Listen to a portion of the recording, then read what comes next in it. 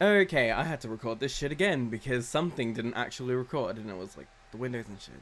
Anyway, um, welcome to my tutorial on how to use After Effects. I'm blanking now. Okay, so first note, I use After Effects CC 2017. There's something that's different between 2017 and 2018, and I think there's a 19 now, but I could care less. I just don't upgrade my shit, apparently. So yeah. So I'm just gonna go over, the basic shit and a couple of other crap. So, ignoring that, wrong folder. So first what you want to do is create a composition, which is, there's actually a few ways you can do this. There's the dragging a file into them, but I'll show you the normal way first, which is new composition, choosing your preset. I like to use the 720 because I don't use that big of images half the time. I tend to change the frame rate to being 30 or whatever it's left at. I'm not actually quite that sure what they use for YouTube, but whatever. This is where you're able to change the background color. So, like, say if you want it to be red, it's black. I usually leave it on black. Hopefully that window actually recorded, unlike last time. Ignore the Discord noises. When it comes to taking files into After Effects, it's literally just a drag and drop.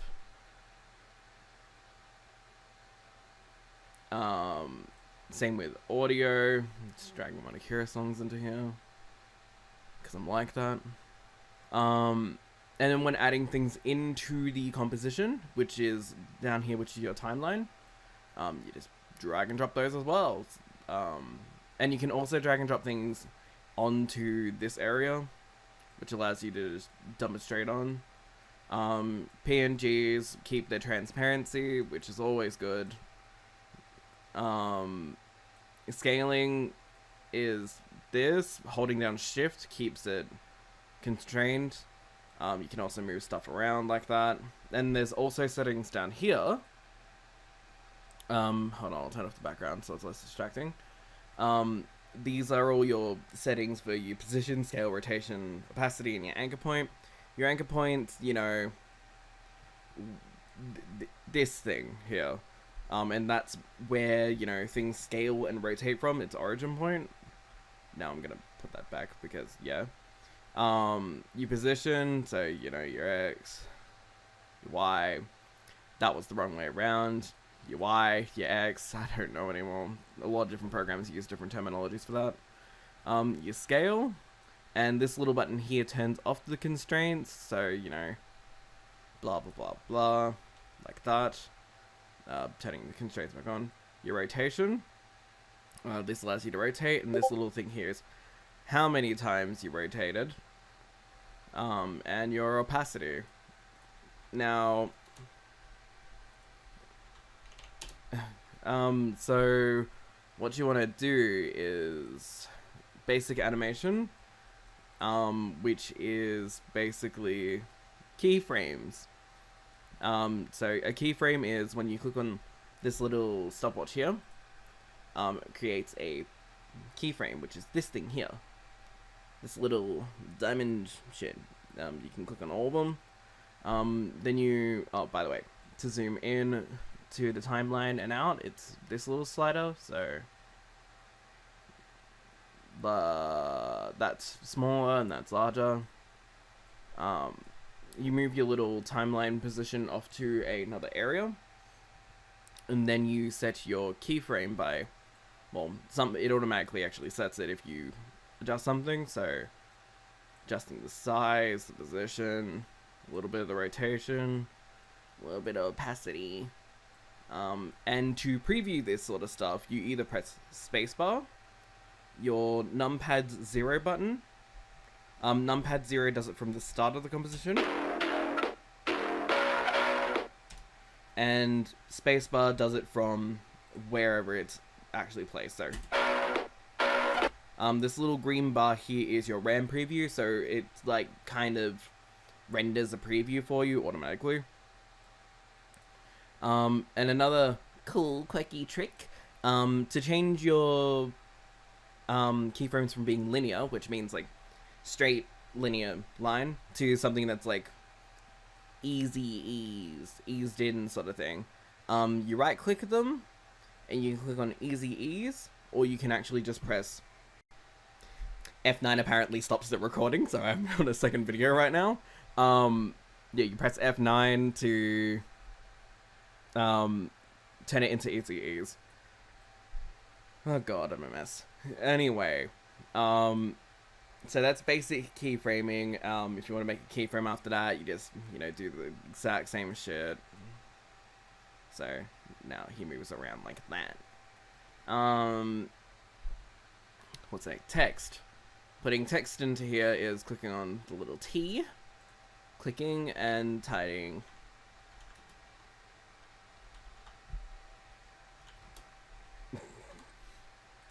God. Yeah, writing that. Here is your little paragraph setting, so if you want to set it on to being aligned center, left, or right. Here are your fonts. This white one is your text color, and the red one is your outline color. I think it's automatically set into having no outline from the start, so to turn that on, it's this little slider here. This changes it from stroke to overfill to fill over stroke, so if the outline's behind or in front of the text. That's your text size.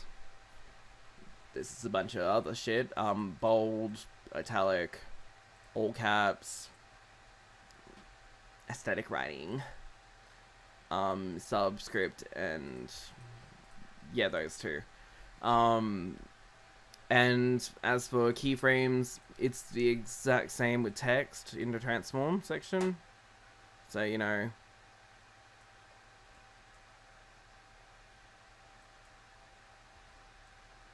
it's the exact same. I'm not pressing F9, that will stop the recording, and I'm not stupid. Yeah, so that's that shit. What else is there? Oh, masks. Creating masks on layers is like clicking on this shape tool. There's a few of them if you hold down, but I use rectangle half the time. It allows you to create a mask, and then it creates a little mask setting in when you click down on that one. And then you click down on that again. Pretty self-explanatory. That's the feather. That's the opacity. That's your expansion of the mask. And pressing delete gets rid of everything, apparently. No, I think I pressed that twice. Pressing delete gets rid of the mask. What else is there? Adding a camera.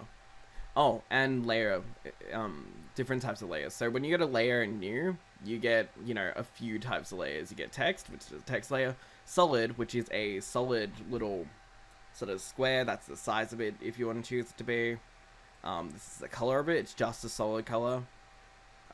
People generally use it for backgrounds and stuff. You can scale it and you can, and all that sort of stuff. Mask it, whatever the hell you want to do. Move it around. Make a little box.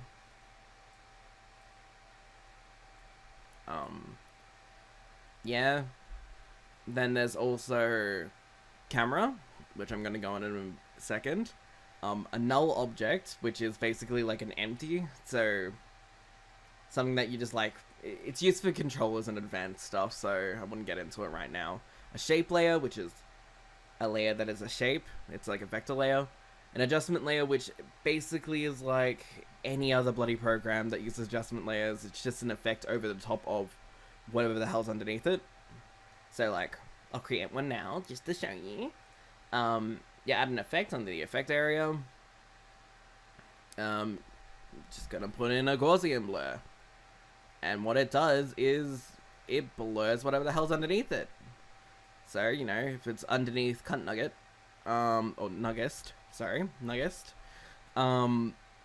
it does that shit. Yeah, but we don't really need it right now.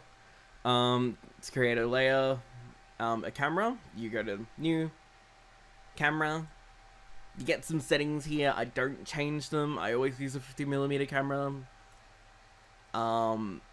Advanced stuff like depth of field and stuff I'm not going to go over now because it's just like it'll go over your head or something. The camera settings are pretty much the same, so your position and stuff. But when using a camera, things need to be 3D layers. Now, if you click on here, oh, by the way, if that's not there, because I'm not sure if that's open default or not, you can toggle between the switches and the modes here. Your modes are, you know, your overlay and multiply and stuff, and your switches are these things. This thing here, it makes them 3D, so now they have X, and also you get a widget, that's what they're called, widgets, which allows you to change things in X, Y, and Z space. I'll put the background layer on, the one of that one drawing, to make it a little bit more obvious that it is a 3D space. Because when you're looking at it front on, it does not look 3D. So, your navigational camera tools are here, so you got like an undefined one, which is basically like moving it around. An orbiting one, which orbits from where you click. Z, yada yada yada. That's actually Z. I'm stupid. That's just basic camera stuff. If you want to add a motion blur onto things, but if you're working with like animation stuff, they generally don't use motion blur, but just in case you ever want to use it, you click on this one here, and then if you want to see it in the preview, you click on this little button here, and that adds a motion blur. Not that it's very visible here, but it's there. Trust. But that also slows down rendering and stuff anyway. What else is there? Oh, turning a wiggle onto something. So when you want to make something wiggle around, like a shaky camera sort of thing, what you do is you go to the parameter that you want to alter. You go to, where is it? Animation, add expression, which is also Alt-Shift equals, but I never use those things. That's why it takes forever for me to make videos. You replace whatever the hell's in there with wiggle, bracket, the speed that it's going to be wiggling at. So I'll put 2 for an example, and then a comma, and then the, what do you call it? The rate that it moves at. So like the wideness, I guess. Don't press enter every time I do that. I mean, anyway, don't press enter. Just click off of it. And what it does is it basically adds a little wiggle to the camera, which isn't that visible here. Hold on, I'm gonna go down and mute the music because it keeps playing every time I do shit. Yeah, adds a little bit of a wiggle to it, makes it look, you know, authentic and whatever. Yeah. And that's just basically an expression, so it's just over everything, so you can still keyframe things in positions, and it'll just move around automatically. And that wiggle thing works for any parameter, so like, say if you have like words, and you just want to make them wiggle, you can do that too, etc. Oh, also, another one is, when you only want to preview the audio, you press the period key on your numpad if you have one. Not sure. Some people don't. Don't know why. Yeah, it just shows you the audio of that area. I used it for like lyric timing and stuff. What else is in here? Oh, I've covered nearly everything. Exporting the video. Now, I don't use 2017 a lot, but I know in 2018 you have to use this thing called the Adobe Media Encoder. I don't know how to use it. Kim does if you want to ask her, but I don't. So that's why I use 2017, which just allows me to render things to a queue. Now, you get your options here of what you want to export it as. I honestly export things as a lossless AVI, but that creates a huge file, like 30 gigabyte file, and then I compress it in AVI Utility. There's other ways of doing it. You probably should just look it up online, but I am very counterintuitive when I do that sort of thing, but I don't give a shit. But that's your output little settings there. And then where you want to output it to. I'm just outputting it to my documents. And then, well, you render the whole thing, but I'm cropping this shit because it's going to take forever to render otherwise.